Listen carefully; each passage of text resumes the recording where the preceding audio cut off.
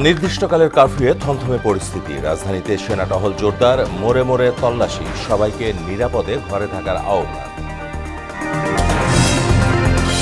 3 দিনের সাধারণ ছুটিতে ব্যাংক, অফিস, আদালত বন্ধ, কলকারখানায় স্থবিরতা, ফাঁকা রাজপথ, রিকশার দখলে। সরবরাহ সংকটে ঊর্ধ্বমুখী পণ্যবাজার, দিশেহারা স্বল্প আয়ের মানুষ। পরিস্থিতি স্বাভাবিক না হলে দাম আরও বাড়বে বলছেন ব্যবসায়ীরা। এবং প্রাণহানির ঘটনা বাড়লেও চট্টগ্রামে থামছে না ঝুঁকিপূর্ণ বসবাস। কর্তৃপক্ষের নির্দেশ অমান্য করেই পাহাড়ের পাদদেশে বসবাস করছে মানুষ।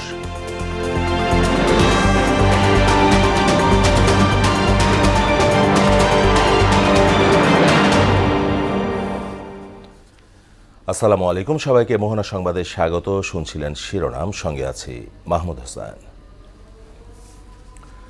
এবারে বিস্তারিত।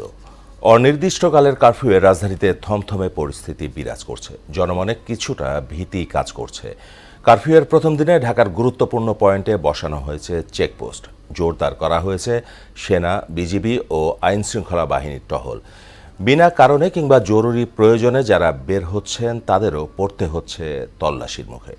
সবাইকে নিরাপদে ঘরে থাকার পরামর্শ দেওয়া হয়েছে। বিস্তারিত জানাচ্ছেন শামীমুজ্জামান চৌধুরী। রোববার দেশজুড়ে ব্যাপক সহিংসতা ও নাশকতার পর ওই দিন সন্ধ্যা থেকে চলছে অনির্দিষ্টকালের কারফিউ। প্রথম দিনে পুরো রাজধানীকেই ঢেকে ফেলা হয়েছে নিচ্ছিদ্র নিরাপত্তায়। শাহবাগ, ফার্মগেট, কারওয়ান বাজার, মহাখালী, বনানী সহ গুরুত্বপূর্ণ পয়েন্টগুলোতে দেখা গেছে নিরাপত্তা চৌকি। রাস্তায় রাস্তায় স্যার ভালোই তল্লাশি, খুব মোটামুটি ভালোই চলছে। মনে করেন ওই মাথায় ধরছে, এই মাথায় ধরছে, মোটামুটি ভালোই ধরছে। আমরা রাস্তায় 2বার তল্লাশি দেওয়া হয়েছে, র্যাব, তারপর হচ্ছে পুলিশ, আবার ওইখানে পিছনে আর্মিও ছিল। অনেকেই বের হওয়ার যৌক্তিক কারণ বলতে পারেননি আইন শৃঙ্খলা রক্ষাকারী বাহিনীকে। কোথা থেকে আসছো তোমরা? যমুনা ফিউচার পার্ক থেকে আসছি। যাবা কোথায়? এখন যাবো হলো ফার্মগেটে যাবো। ফার্মগেটে কেন যাবা? ফার্মগেটে ওইখানে ফ্যামিলির মেম্বার আছে, ওইখানে যাওয়া লাগবে, যেহেতু আমাদের ওইখানে মানে খাওয়া দাওয়া দেওয়া হলো রেস্টুরেন্ট থেকে। মিরপুর 2 এবং 10 নম্বরেও দেখা গেছে সেনাবাহিনী সহ আইন শৃঙ্খলা বাহিনীর তৎপরতা। প্রয়োজন ছাড়া রাস্তায় নেমে অনেকেই আটক হয়েছেন পুলিশের হাতে। কারফিউয়ের প্রথম দিনে রাজপথ কার্যত ছিল রিকশার দখলে, দেখা মেলেনি গণপরিবহনের।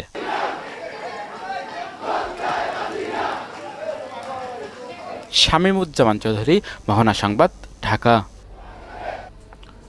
রাজধানীর মহাখালী রেলগেট থেকে কারফিউ পরিস্থিতির সবশেষ খবর জানিয়েছেন সহকর্মী শামীমুজ্জামান চৌধুরী।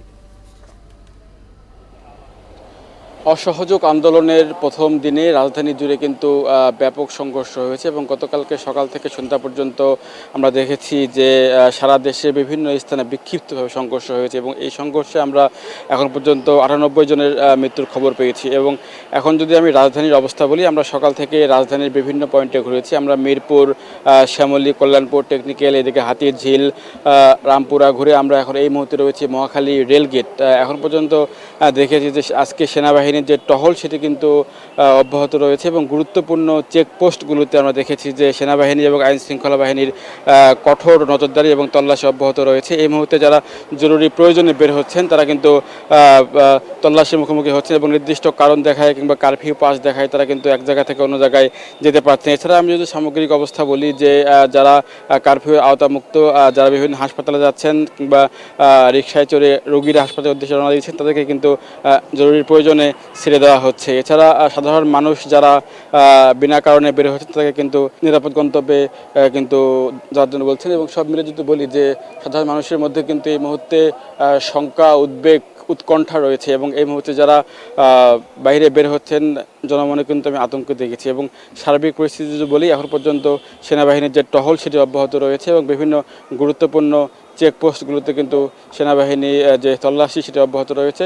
সব মিলিয়ে রাস্তায় কিন্তু সাধারণ মানুষ যারা জরুরি প্রয়োজন ছাড়া কিন্তু এই মুহূর্তে আমি দেখেছি যে রাস্তায় কিন্তু এখন পর্যন্ত কেউ বের হচ্ছেন না। তো আমার কাছে মহাখালী রেলগেট থেকে এই ছিল সবশেষ তথ্য। বন্দরনগরী চট্টগ্রামেও চলছে কারফিউ। জোরদার করা হয়েছে সেনা টহল। সেখানকার সার্বিক পরিস্থিতি জানিয়েছেন সহকর্মী সুমন কুমার দে। আমি এই মুহূর্তে অবস্থান করছি চট্টগ্রাম নগরীর নিউ মার্কেট এলাকায়।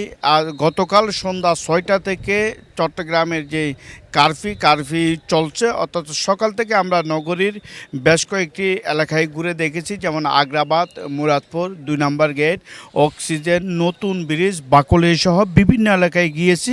এই মুহূর্তে যে আমি আপনাদেরকে যদি দৃশ্যটা দেখাই, চট্টগ্রামে গতকাল থেকেই কিন্তু সেনাবাহিনী সদস্যরা টহল তারা জোরদার করেছে। এই মুহূর্তে সেনাবাহিনী বিভিন্ন জায়গায় কিন্তু তারা টহল দিচ্ছেন এবং তারা চেকপোস্ট বসিয়েছেন। যারা অপ্রয়োজনীয় ঘর থেকে বেরিয়েছেন তাদেরকে জিজ্ঞাসাবাদ করা হচ্ছে কেন বেরিয়েছেন এবং কোথায় যাচ্ছেন। অন্যদিকে পুলিশ সদস্যরাও কিন্তু বিভিন্ন গুরুত্বপূর্ণ মোড়গুলোতে তারা অবস্থান নিয়েছেন, তারাও চেকপোস্ট বসিয়েছেন এবং তারা যারা বেরিয়েছেন অপ্রয়োজনে তাদেরকে জিজ্ঞাসাবাদ করা হচ্ছে কেন বেরিয়েছেন এবং কোথায় যাচ্ছেন। তো সকাল থেকে যদি বলি, চট্টগ্রামে কিন্তু সব দোকানপাট বন্ধ রয়েছে, এই গণপরিবহন কিন্তু চলছে না। 2-1টি রিক্সা বা অটোরিক্সা ছাড়া কিন্তু আমরা কোনো যানবাহন দেখতে পাইনি। তো সকাল থেকে কিন্তু চট্টগ্রামের পরিস্থিতি থমথমে বিরাজ করছে, তবে কোনো আন্দোলনকারী কাউকে কিন্তু মাঠে দেখা যায়নি। এই থমথমে পরিস্থিতি হলেও কিন্তু কোনো ধরনের এই নাশকতা কিন্তু চট্টগ্রামে ঘটেনি। গতকাল যে সকাল থেকে চট্টগ্রামের বিভিন্ন জায়গায় যে সংঘর্ষ হয়েছে, সেই সংঘর্ষে কিন্তু চট্টগ্রামে প্রায় 2 শতাধিক এই মানুষ আহত হয়েছে এবং অর্ধ শতাধিক কিন্তু গুলিবিদ্ধ হয়েছে। তাদেরকে চট্টগ্রাম মেডিকেলে চিকিৎসা দেওয়া হচ্ছে। তো বলা চলে চট্টগ্রামে থমথমে পরিস্থিতি হলেও কিন্তু সকাল থেকে আমরা দেখছি শান্ত পরিবেশ। চট্টগ্রামে কোনো ধরনের কোনো নাশকতা হয়নি, শান্ত পরিবেশ রয়েছে। জনমনে কিন্তু আতঙ্ক বিরাজ করছে, রোডঘাটে একদম জনসাধারণ খুবই কম দেখা যাচ্ছে। তো চট্টগ্রামের নিউ মার্কেট এলাকা থেকে এই ছিল আমার কাছে সর্বশেষ খবর। দেশে উদ্ভূত পরিস্থিতিতে আজ থেকে 3 দিনের সাধারণ ছুটি শুরু হয়েছে।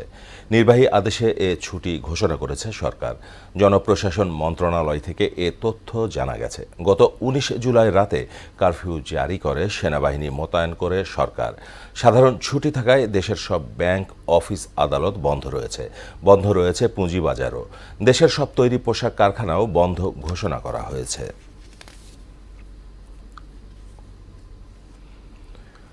সারা দেশে মোবাইল ইন্টারনেটের পর আজ থেকে ব্রডব্যান্ড সেবাও বন্ধ করে দেওয়া হয়েছে। এর ফলে গণমাধ্যম সহ জরুরি সেবা প্রদানকারী অফিসেও ইন্টারনেট সেবা পাওয়া যাচ্ছে না। সামাজিক যোগাযোগ মাধ্যম ফেসবুক, মেসেঞ্জার, হোয়াটসঅ্যাপ ও ইউটিউব কোনো কিছুই ব্যবহার করতে পারছেন না গ্রাহকরা। গুগল সেবাও বন্ধ রয়েছে।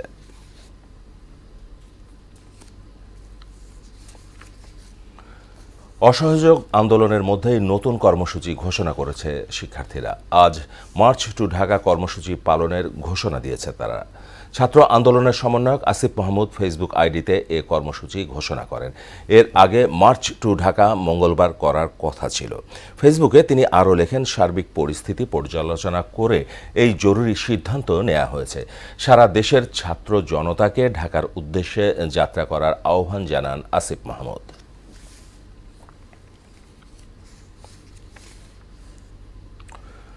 দর্শক, এবার জানবো রংপুরের খবর। সেখানকার সার্বিক পরিস্থিতি জানিয়েছেন সহকর্মী শফিউল করিম শফিক।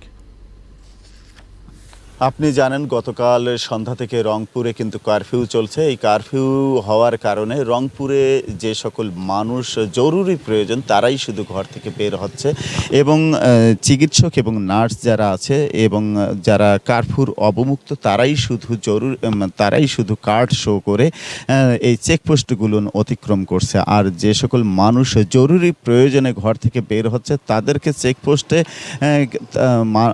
পুলিশ, বিজিবি এবং সেনাবাহিনী যারা আছে তারা কিন্তু জিজ্ঞাসাবাদ করছে এবং জিজ্ঞাসাবাদে যদি মনে করে যে আসলে প্রয়োজন তাদেরকে ছেড়ে দেওয়া হচ্ছে, আর যদি প্রয়োজন না মনে করে তাদেরকে বুঝিয়ে সুজিয়ে ঘরে ফিরিয়ে দিচ্ছেন। আর একটি বিষয় বলে রাখি, রংপুর সহ রংপুর বিভাগের 8টি জেলায় কিন্তু সেনাবাহিনী, বিজিবি, র্যাব এবং পুলিশ প্রত্যেকটি পাড়া, মহল্লা এবং গুরুত্বপূর্ণ জায়গায় কিন্তু তাদের তদারকি আছে, চেকপোস্ট আছে এবং সকাল থেকে এখন পর্যন্ত কোথাও কোথাও কোনো জায়গায় সভা সমাবেশ মিছিল মিটিং বা অপ্রীতিকর কোনো ঘটনা হয়নি। তবে ঘাট সহ প্রত্যেকটি জায়গা বন্ধ আছে। এই ছিল রংপুর থেকে কারফিউর সর্বশেষ তথ্য। সরবরাহ সংকটে ঊর্ধ্বমুখী রাজধানীর পণ্যমূল্য চাল কেজিতে বেড়েছে অন্তত 5 টাকা। প্রতিটি ডিমের দাম অন্তত 4 টাকা বেড়ে গেছে। প্রতি আঁটি শাকের দাম 10 টাকা পর্যন্ত। বাজারের এমন পরিস্থিতিতে দিশেহারা সাধারণ ক্রেতারা। এদিকে কারফিউয়ে জরুরি পণ্য সেবা চালু থাকলেও সরবরাহ সংকট কেন তৈরি হয়েছে তা বলতে পারছেন না ব্যবসায়ীরা। উষা ফেরদৌস জানাচ্ছেন বিস্তারিত। শিক্ষার্থী আন্দোলনে অস্থির গোটা দেশ। পরিস্থিতি সামাল দিতে দেশ জুড়ে জারি করা হয়েছে অনির্দিষ্টকালের কারফিউ। এতেই অস্থির হয়ে উঠেছে পণ্য বাজার। চালের বাজারটা অস্থির, এটা তো অনেক আগের থেকে এই অবস্থা, আজকে নতুন না তো, যে 70-75। সরবরাহ সংকটের অজুহাতে লাফিয়ে বাড়ছে পণ্য মূল্য। কেজিতে চালের দাম বেড়েছে অন্তত 5 টাকা। গাড়ি ভাড়া তো এখন বর্তমানে বেশি, যে গাড়ি ভাড়া আসতো 15,000 টাকা, এখন গাড়ি ভাড়া আপনার 23,000 টাকা, 22,000 টাকা কালকে রাত্রে আসছে। বস্তায় 150 টাকা বেশি দিয়ে কিনছি। কালকের থেকে আজকে বাজারে বস্তা প্রতি 150 টাকা বাড়ছে। রাজধানীর বাজারে পুঁই শাকের আটি 40 থেকে 50, কলমি শাক 15, লাল শাক 20 আর পালং শাক বিক্রি হচ্ছে 30 টাকায়। ঝড় বৃষ্টি শাকের দাম আটিতে 5 টাকা করে বাড়ছে। আর মনে করেন যে কৃষক খেত যাইতে পারত না, পেক কাদা হয়েছে তো ওরা মাল আনতে পারতেছে না। সবকিছুতেই জিনিসের দাম বাড়তি, আমাদের না বিশ্বাস উঠে গেছে, আমরা কিভাবে বাঁচবো? দিন চারেক সহনীয় থাকার পর সবজির দামও চড়েছে আরেক দফা। ঢেঁড়স 80, কাঁচামরিচ 300 আর বেগুন, করলা, কচুল্লতি বিক্রি হচ্ছে 100 টাকা কেজি দরে। আগের দাম আর এখনকার দাম ডবল, আর দিন পর সাধারণ জনগণ না খেয়ে মরে যাবে। প্রতিটা মালেতে 20 টাকা করে বাড়তি, প্রতিটা মাল কালকেতে আজকে ব্যবধান।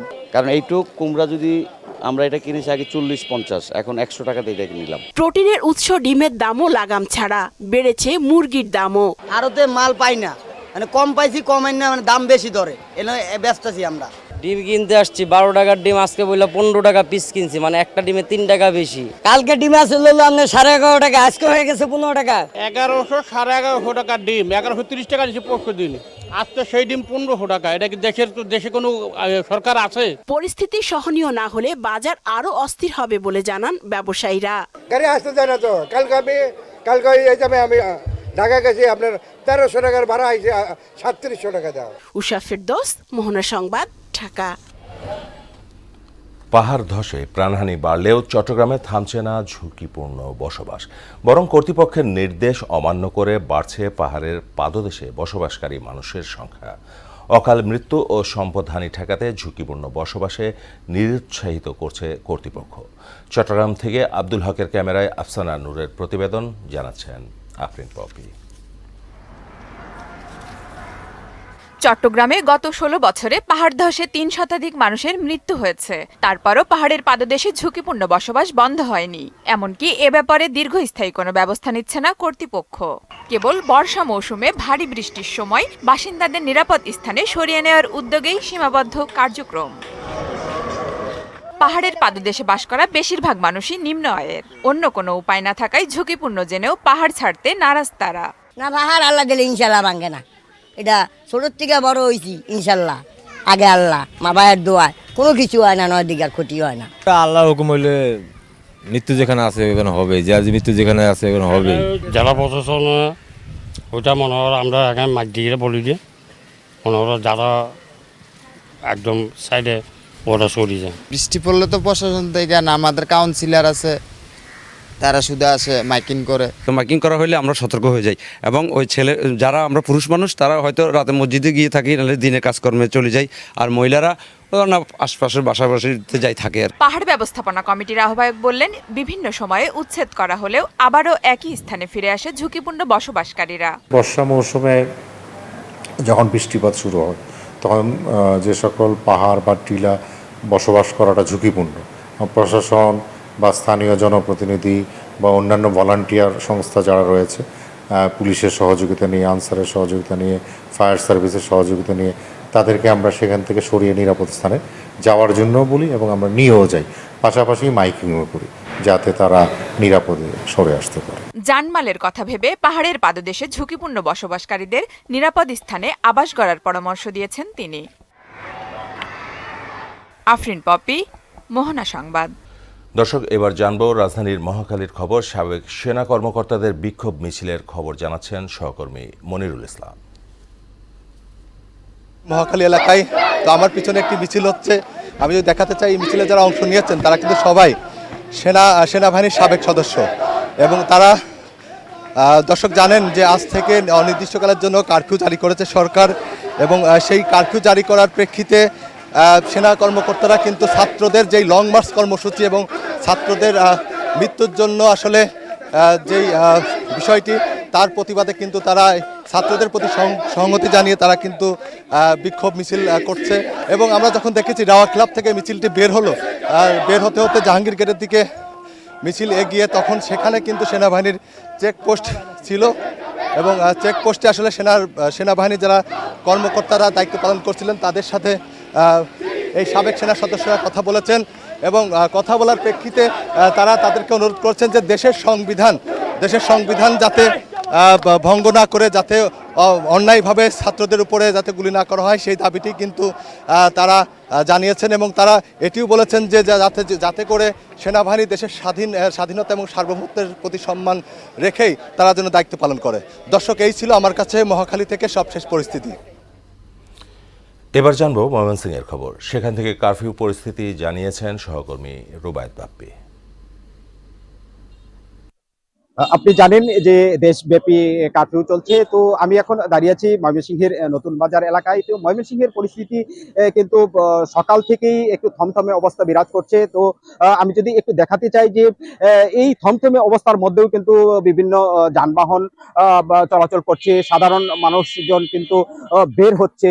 তো আমরা বিভিন্ন সড়কে দেখেছি আইন শৃঙ্খলা রক্ষাকারী বাহিনী তারা কঠোর নজরদারিতে রেখেছেন এবং বিজিবি পুলিশ সহ আইন শৃঙ্খলা রক্ষাকারী বাহিনীর সদস্যরা বিভিন্ন সড়কে টহল দিচ্ছেন। তো এখন পর্যন্ত কিন্তু ময়মনসিংহে আন্দোলনকারী কাউকেই দেখা যায়নি, আমরা কোথাও কিন্তু আন্দোলনকারীদেরকে আমরা দেখিনি।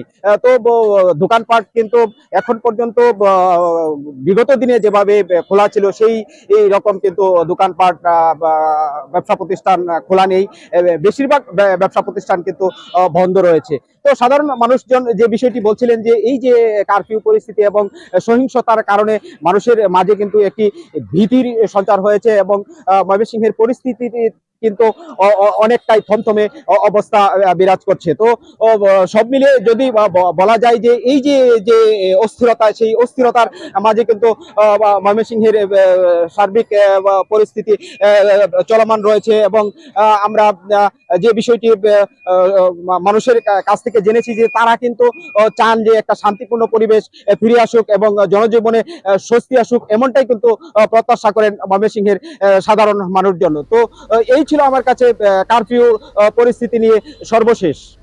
শেষ করব মোহনা সংবাদ, যাবার আগে শিরোনামগুলো আরো একবার।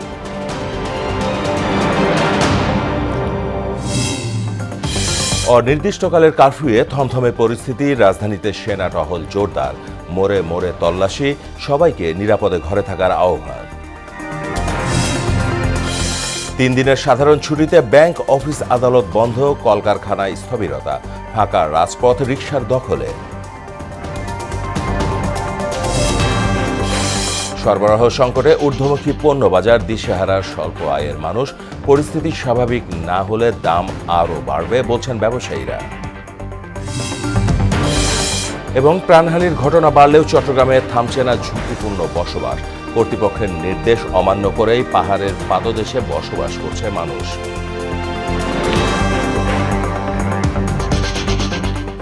এই ছিল মোহনা সংবাদে। পরবর্তী সংবাদ বিকেল 5:30টায়। এর আগে সংবাদ এক নজরে দেখবেন বিকেল 3টায়।